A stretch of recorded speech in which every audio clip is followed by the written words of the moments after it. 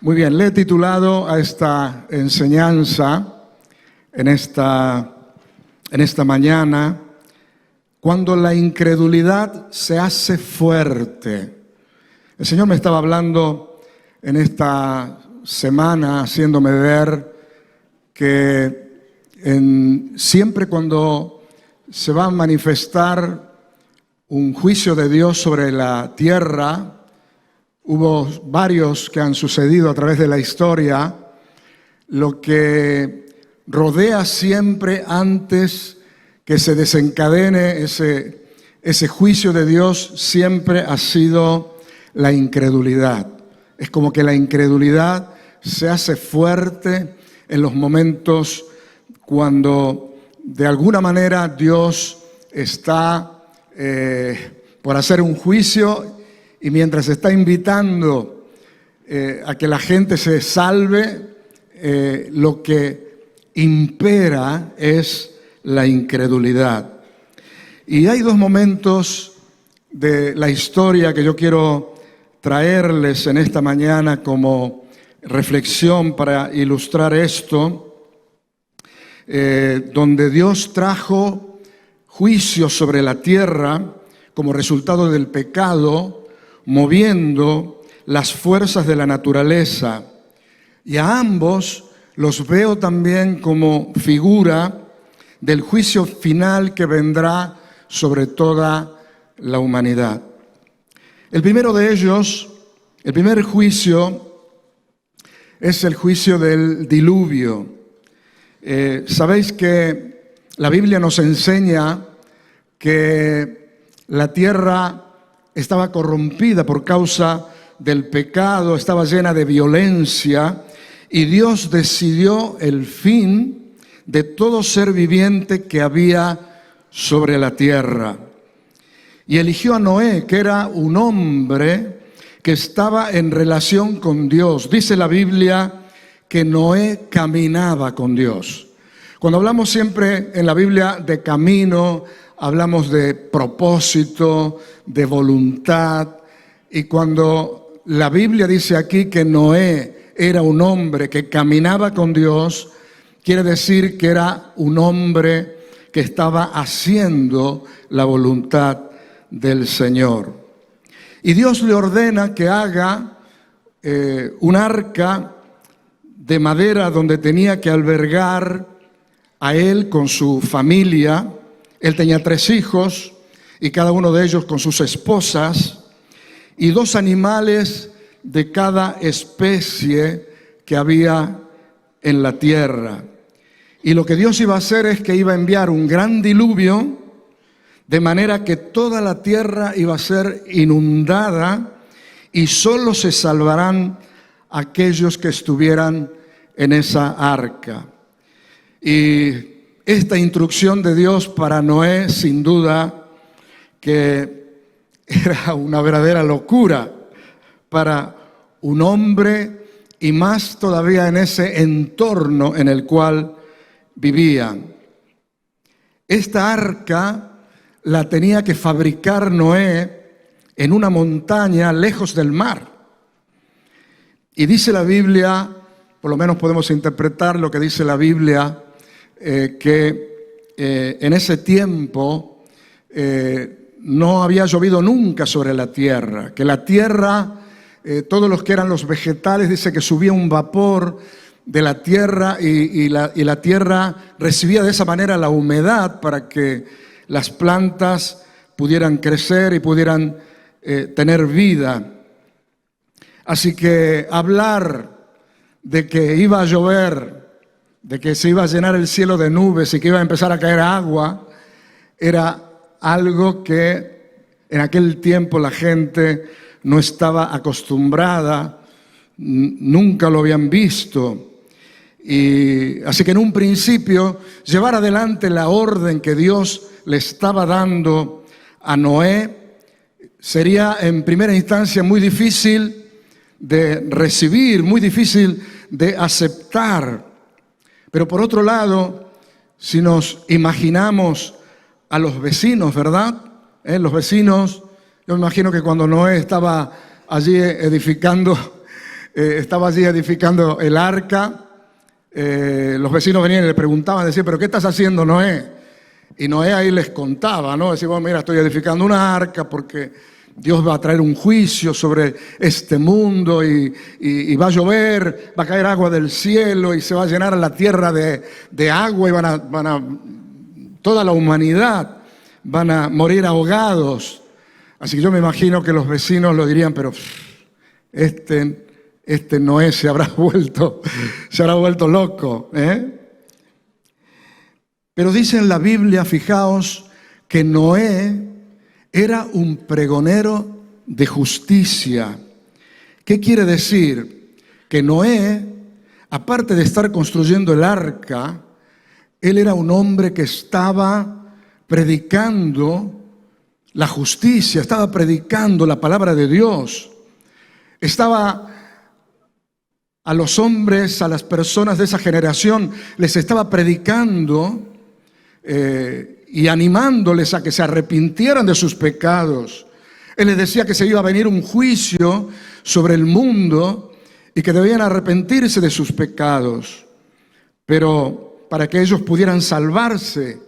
Yo estoy seguro que si hubiera habido en ese momento gente que se arrepentía de sus pecados y arreglaban sus cuentas con Dios, seguramente iba a haber lugar en esa arca para que pudieran salvarse. Pero no creyeron. Yo creo que cuando Dios trae juicio, y aquí viene lo que es el título de este mensaje, cuando Dios trae juicio, el enemigo se mueve sembrando ese espíritu de incredulidad. Y allí es donde la incredulidad se hace fuerte.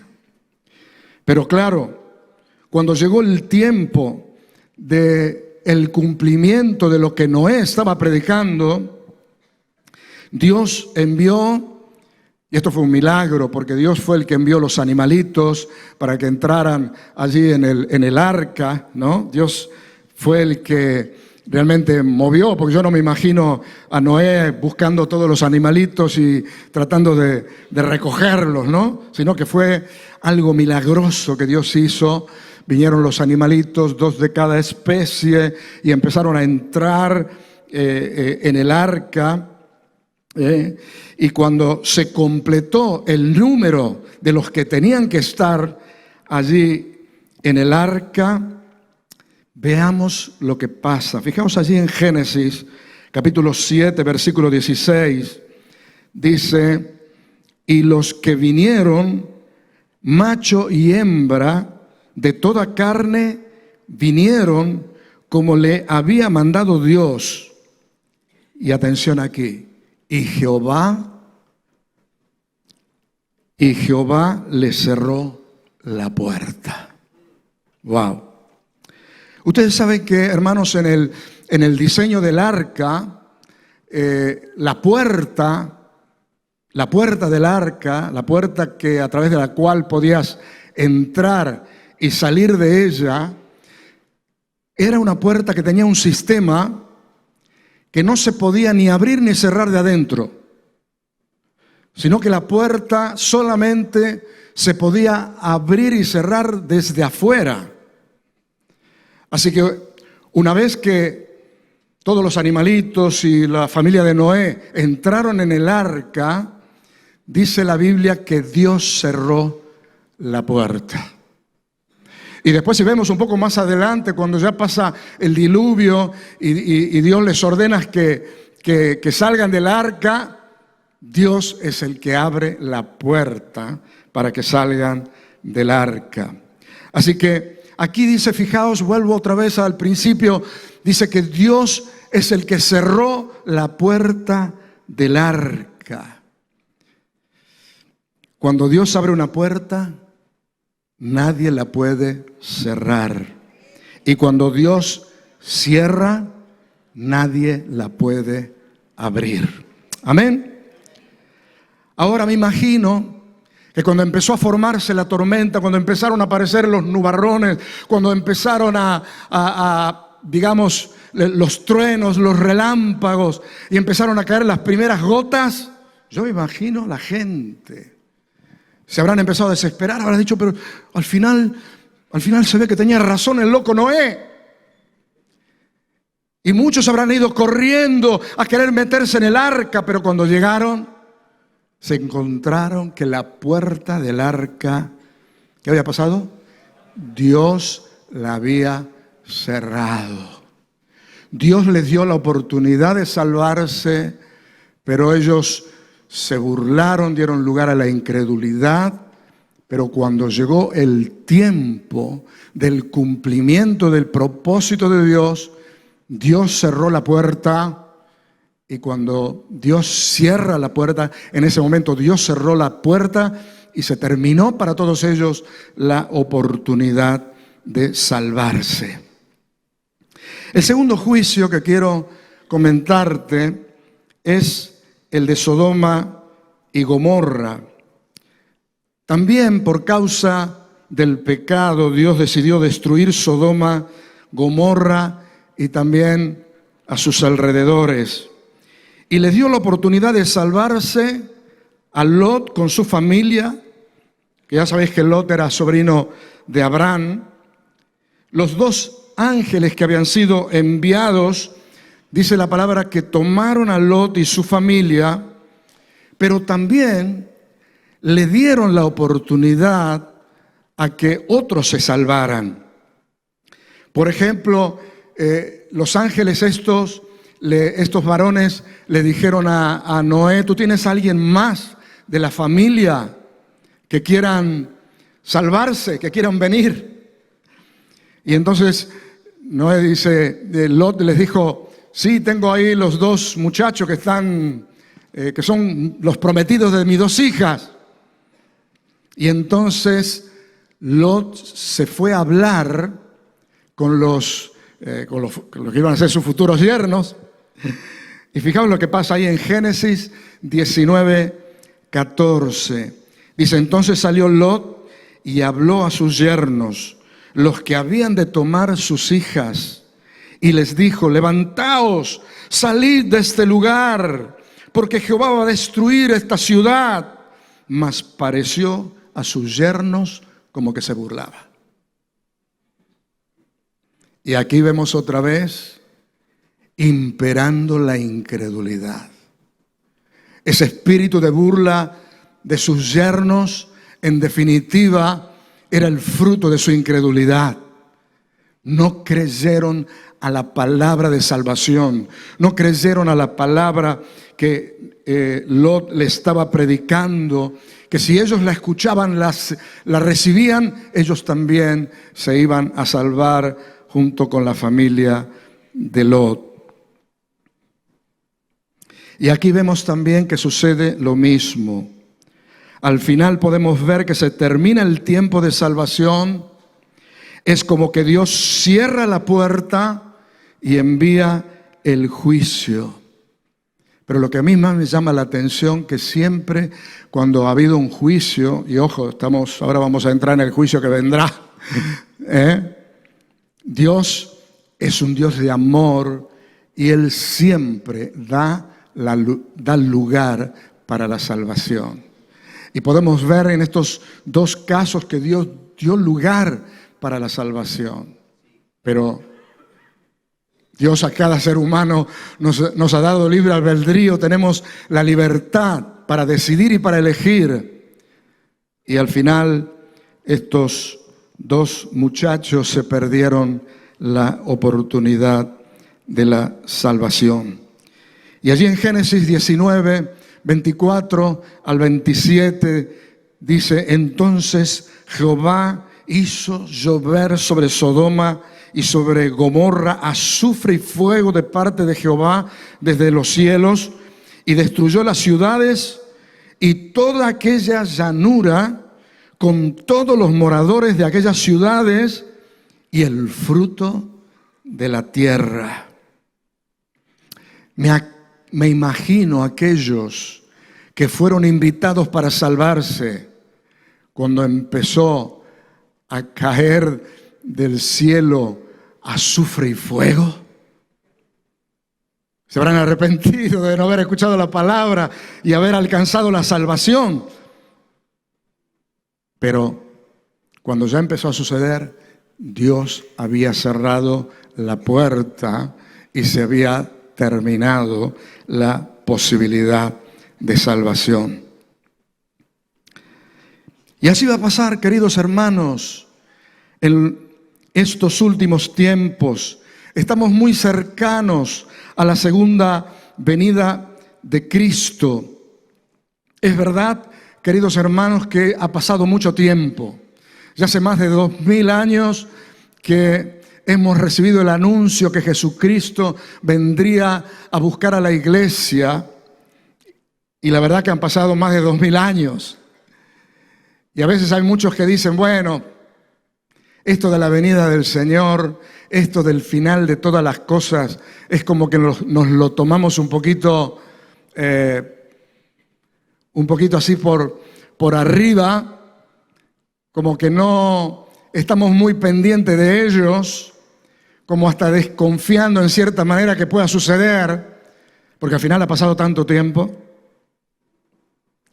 Pero fijaos allí en el capítulo 1 de Hechos, cuando el Señor Jesús se despide de sus discípulos, suceden dos cosas muy importantes en esta despedida.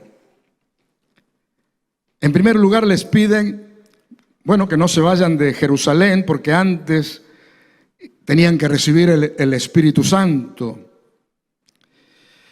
Pero fijaos allí en el capítulo 1, versículo 8, vamos a leer, dice, pero recibiréis poder cuando haya venido sobre vosotros el Espíritu Santo y me seréis testigos en Jerusalén, en toda Judea, en Samaria y hasta lo último de la tierra.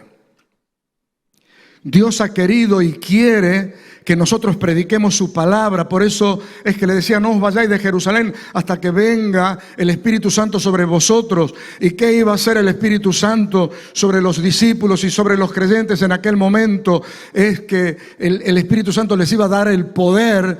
¿Pero el poder para qué? Para que ellos predicaran el Evangelio a toda criatura y predicaran el Evangelio a todo el mundo. ¿Sí? Les dice, y me seréis testigos en Jerusalén, en Judea, en Samaria y hasta lo último de la tierra. Dios ha querido y quiere que prediquemos su palabra. Esta es la encomienda más grande que Dios le ha dado a sus hijos, porque la predicación del Evangelio, queridos hermanos, es el que abre la puerta de la salvación. Amén. Aleluya.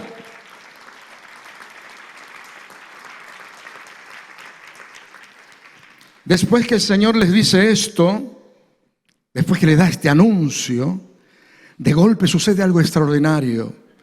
Estaban allí los discípulos y de golpe dice que el Señor, desafiando las fuerzas de la naturaleza, empieza a elevarse. Y empieza a elevarse como se elevan esos globos de gas, ¿verdad? ¿Sí? Empiezan a elevarse. Y estaban todos mirando, dice, y mirando allí al Señor hasta que se perdió en medio de las nubes. Y dice que en ese momento aparecieron dos varones con vestiduras blancas y dijeron los siguientes. Allí en Hechos capítulo 1 versículo 11 dice, los cuales también dijeron, varones galileos, ¿por qué estáis mirando al cielo? Estaban todos así. Este mismo Jesús que ha sido tomado de vosotros al cielo, así vendrá como le habéis visto ir al cielo. Aleluya. Ahí está el anuncio, el anuncio. Pero bueno, han pasado más de 2000 años. Muchos han perdido las expectativas. Pero ¿sabes una cosa? Hoy nosotros somos la generación que está más cercana a la venida de Jesucristo. Amén. Somos los que más cerca estamos. No sabemos cuánto tiempo pasará, cuánto tiempo le queda, pero somos la generación que más cercana estamos en este momento de que se cumpla esta promesa. Hay una señal que podemos decir que es inequívoca, que va a suceder y creo que estamos muy cerquita, que marcará justamente el tiempo de su venida. Así lo vemos en San Mateo, capítulo 24, versículo 14. Dice: y será predicado este evangelio del reino en todo el mundo, para testimonio de todas las naciones. Y entonces vendrá el fin. ¿Cuándo vendrá el fin? Cuando el evangelio del reino sea predicado a todas las naciones. ¿Por qué se está demorando tanto la venida del Señor? ¿Por qué se está demorando el cumplimiento de todas estas cosas? Porque Dios es amor, porque Dios quiere que todos se salven, que todos vengan, que todos se arrepientan, que todos vengan a los pies de Jesucristo. Y está dejando pasar el tiempo, pero miras, simultáneamente, estos días estábamos haciendo una entrevista a Julio Pérez, y estábamos hablando justo en un determinado momento y estábamos comentando que dice que como nunca en la historia, hoy las agencias misioneras están llegando a lugares que en otro tiempo eran inalcanzables. O sea que el evangelio está llegando a los lugares más lejanos de la tierra. Por otro lado también, ustedes saben que la traducción de la Biblia a todos los idiomas y a todos los dialectos ha avanzado en este tiempo de una forma poderosa. Por otro lado, a través de internet también se está llegando a lugares increíbles que parecían que eran imposibles en otro momento llegar. Así que estamos, hermanos, muy cerquita del cumplimiento de estas cosas, cuando se predique el evangelio hasta el fin del mundo, dice la palabra, vendrá el fin. Aleluya. Amén.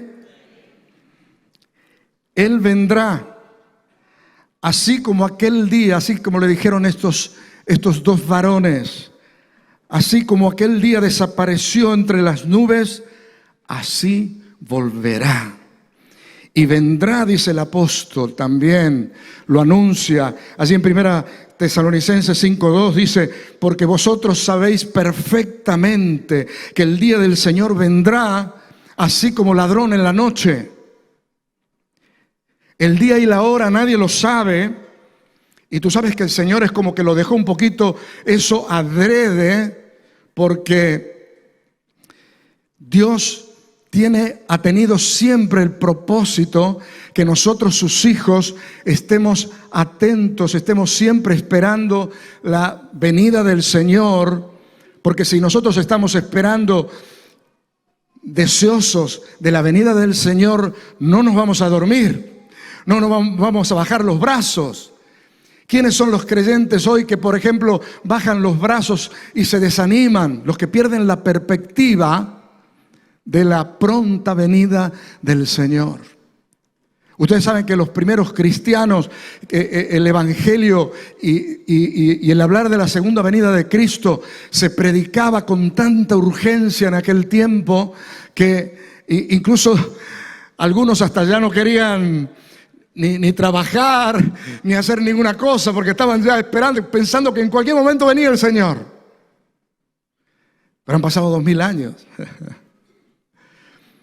Y yo creo, hermanos, que en este tiempo el Señor quiere que recuperemos esa expectativa de la venida del Señor y que podamos estar velando, orando, atentos y luchando de alguna manera por cumplir esta gran comisión. Predicando su palabra. Pero claro, como antesala a que va a venir el Señor Jesús y también va a venir el juicio también de todas las cosas. Y como antesala a todo esto que está pasando, lo que impera es una gran incredulidad. Es ese espíritu de incredulidad. Hoy, por ejemplo, que predicamos la palabra, y no sé si te pasa, pero en cuántos lugares tú predicas la palabra y la gente se te ríe. Así como los yernos de Lot se le burlaban a Lot, a muchos de nosotros también se burlan cuando nosotros hablamos de estas cosas.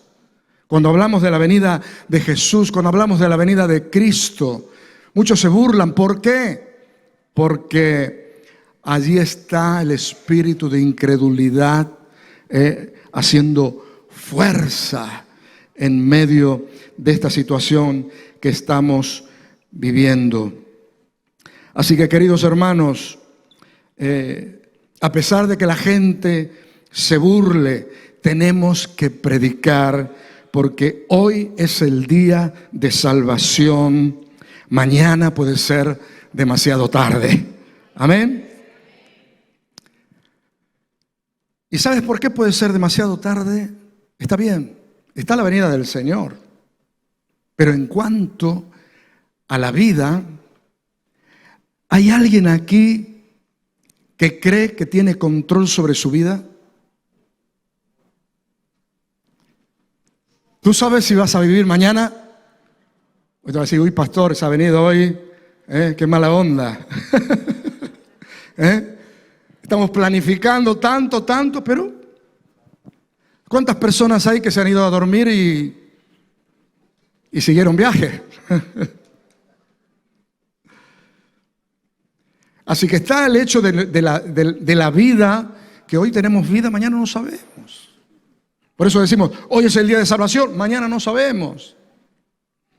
Y también está la posibilidad de que el Señor venga, ¿verdad? Pero los creyentes en este tiempo debemos tener dos cosas en nuestras manos. En una, debemos predicar el Evangelio a toda criatura. Y por otro lado, tener la expectativa de su pronta venida, a fin de que estemos velando constantemente y nuestra predicación tenga también un sentido de urgencia. Y junto con la venida de Cristo, hermanos, también vendrá el juicio de Dios. Esta semana pasada publiqué un devocional de esos que publico todos los días. Hay un devocional que publiqué donde hablaba justamente de este tema. La Biblia habla de que al final de los tiempos habrá un juicio de Dios donde comparecerán todos los seres humanos, grandes y pequeños. Dice la Biblia que los sepulcros se abrirán y devolverán sus muertos. Eso va a ser una cosa impresionante, un milagro tremendo. Y el mar también dice que devolverá sus muertos. Y todos serán juzgados de acuerdo a sus obras. Y en el juicio de Dios dice la palabra que se abrirán dos libros. Uno es el libro donde están escritas todas nuestras obras. ¿Sabías que todas tus obras están escritas en un libro? ¡Wow! Y yo que pensaba, muchas cosas que hago que pasan desapercibidas. No hay ninguna cosa que pase desapercibida delante de Dios. Todas nuestras obras están escritas en el libro, en un libro que Dios tiene. Yo no sé cómo será, un libro debe ser gigantesco. Ahora que sabemos todo este tema de internet y de la informática, de lo digital, ¿no? Será un libro digital, seguramente.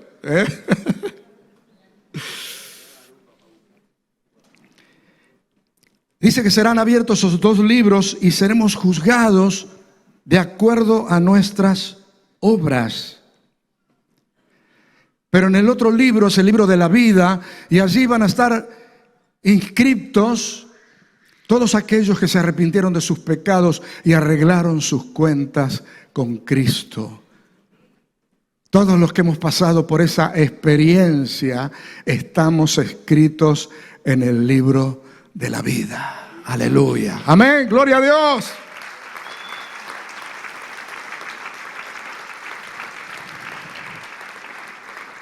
Fijaos lo que dice Apocalipsis 15, último pasaje.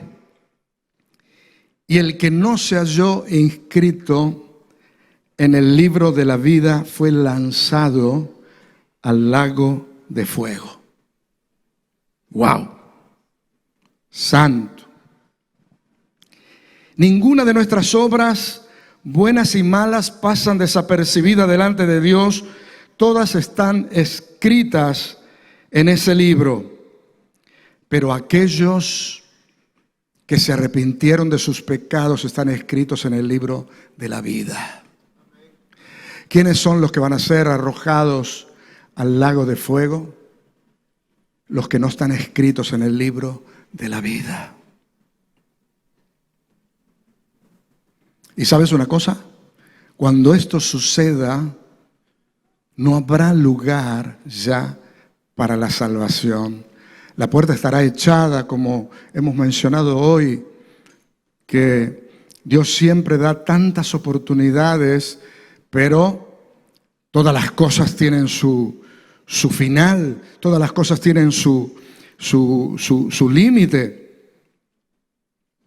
Podemos ver que siempre que hubo juicio de Dios por el pecado, hubo destrucción y hubo muerte. Y en este último juicio habrá muerte eterna. Muerte eterna. ¿Sabe lo que es la muerte eterna? La muerte eterna es existir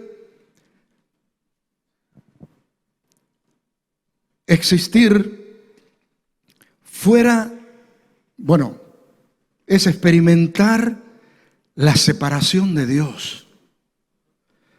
Tú sabes que lo más terrible que puede haber para un ser humano es estar separados de Dios. Porque aunque no te parezca, por ejemplo, hoy, los que estamos con Dios y vivimos y experimentamos a Dios. Pero hay muchas personas que son incrédulas, que son ateas y no le han dado lugar a Dios en su vida. Pero en este mundo, en esta vida, todos estamos bajo la influencia de Dios. Nos guste o no nos guste, estamos bajo la influencia de Dios. Tú sabes que el único que experimentó la verdadera separación de Dios, el haberse quedado completamente sin la influencia de Dios, ha sido Jesucristo en la cruz del Calvario. Porque el Señor Jesucristo en la cruz del Calvario, en su humanidad, Él fue crucificado, le pusieron los clavos, le pusieron la lanza donde salió sangre y agua. Fue tremendo los sufrimientos de Cristo, pero el dolor más grande que Jesucristo tuvo en la cruz fue la separación del Padre. Por eso Él clamó y dijo: Dios mío, ¿por qué me has desamparado? El único ser humano hasta el día de hoy que ha experimentado la verdadera separación de Dios ha sido Jesucristo. Ninguno de nosotros ni siquiera sabemos una pizquita así lo que es esto. Estar separados de Dios es perder completamente la influencia de Dios. Hoy en este mundo, sea como sea, de alguna manera estamos siendo influenciados por Dios. Hay mucha gente que dice: pero ¿dónde está Dios? Dios está en todas partes. Dios es omnipresente. Dios dice que está en todas partes y está en todo lugar y está con todo su ser. Lo que pasa es que no en todos los lugares se manifiesta. No en todos los lugares se manifiesta, pero Dios está en todas partes. Y la muerte eterna será una separación total y completa de Dios, y eso será el castigo más grande que podrá tener un ser humano. Cuando hablamos de estas cosas, algunos dicen: que Dios es bueno y que al final va a perdonar a todos. ¿Has escuchado esto? Muchos dicen, pero si al final Dios es... ¿Cómo es posible eso del lago de fuego? Gente sufriendo. ¿Cómo es posible esto? ¿Qué clase de Dios de amor es este que pueda hacer semejante cosa? No. Al final Dios, como es grande en amor, Él a todo el mundo le va a perdonar. Y eso es una mentira más grande que el diablo. Es verdad que Dios es amor y que Dios es grande en amor y en grande en misericordia. Él ya mostró su amor y su misericordia entregando a su único Hijo en la cruz del Calvario. Él es el que pagó el precio de nuestros pecados. En eso ha demostrado Dios el amor, que es amor, y demostró amor a la humanidad. Pero ¿tú crees que Dios va a dejar pasar a aquellos que se burlan y que han menospreciado una salvación tan grande? No, seguro que no. Porque Dios es amor y Dios es justicia. Aleluya.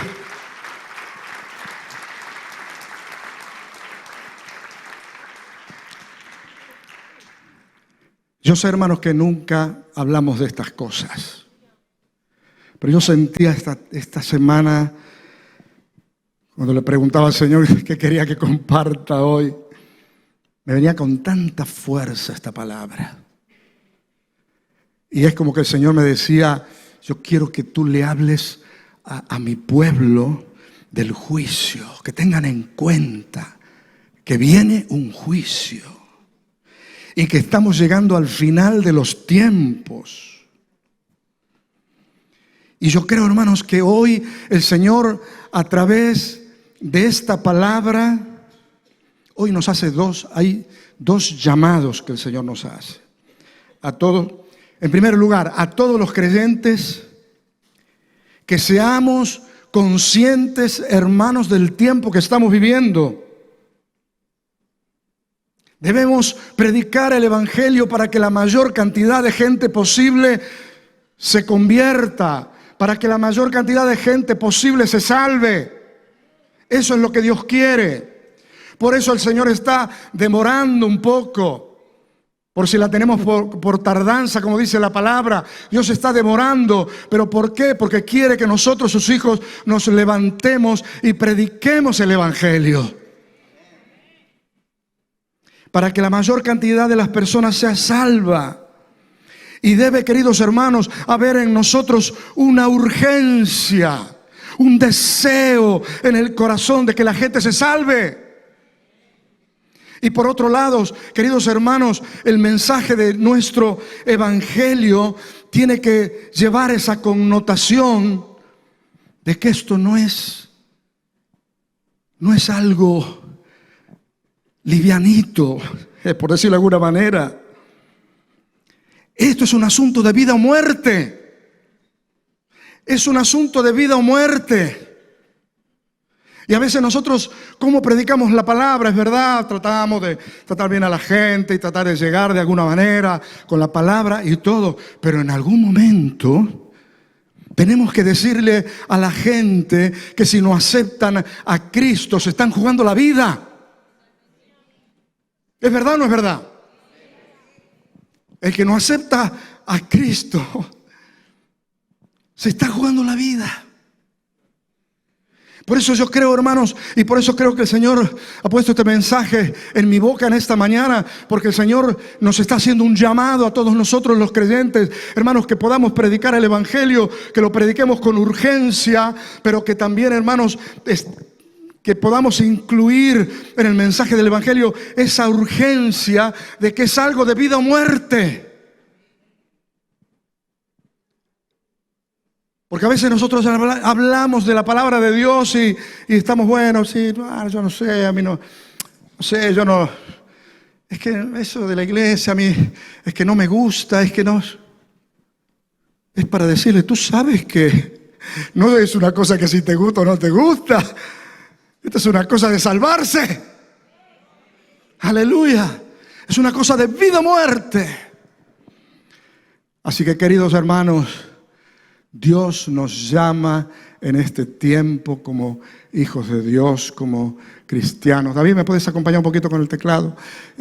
Dios nos llama en este tiempo, queridos hermanos, a que nos levantemos, que seamos conscientes del tiempo que estamos viviendo y que podamos predicar la palabra de Dios y la podamos predicar con esa urgencia de que es una cuestión de vida o muerte.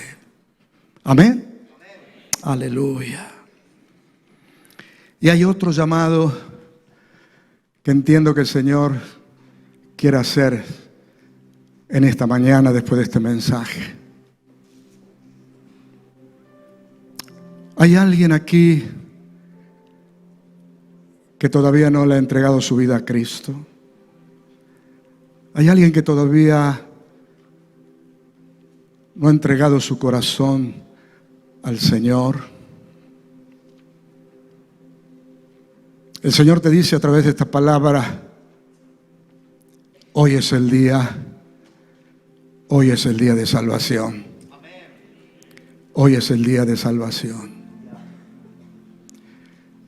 Quizás en este auditorio haya personas que nunca le entregaron su vida a Jesús.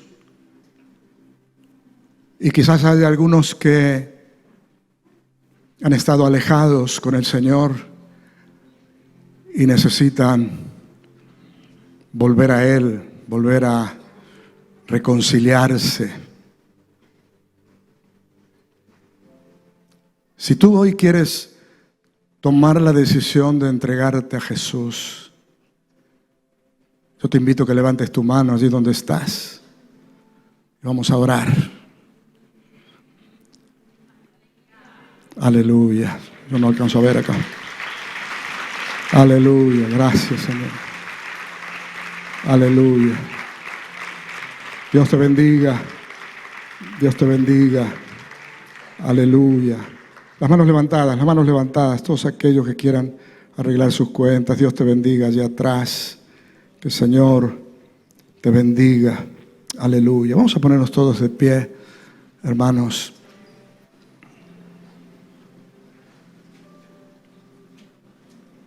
Aleluya.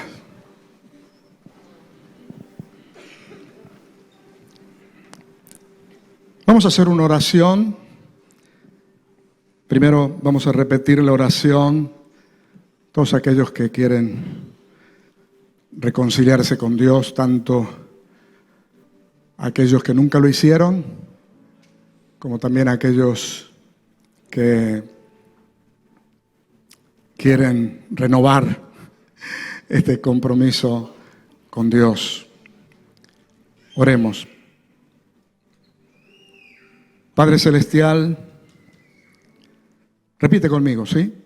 Vamos a repetir todo, así el que lo está haciendo por primera vez también lo pueda hacer junto con nosotros. Padre Celestial, yo me arrepiento de todos mis pecados. Recibo tu palabra. Quiero que tomes mi corazón. Te pido perdón por todos mis pecados.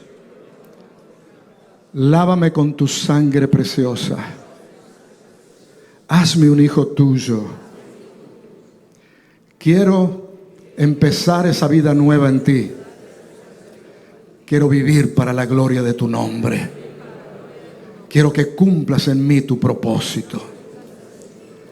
Padre, te lo pido en el nombre de Jesús. Amén, Señor. Amén, aleluya.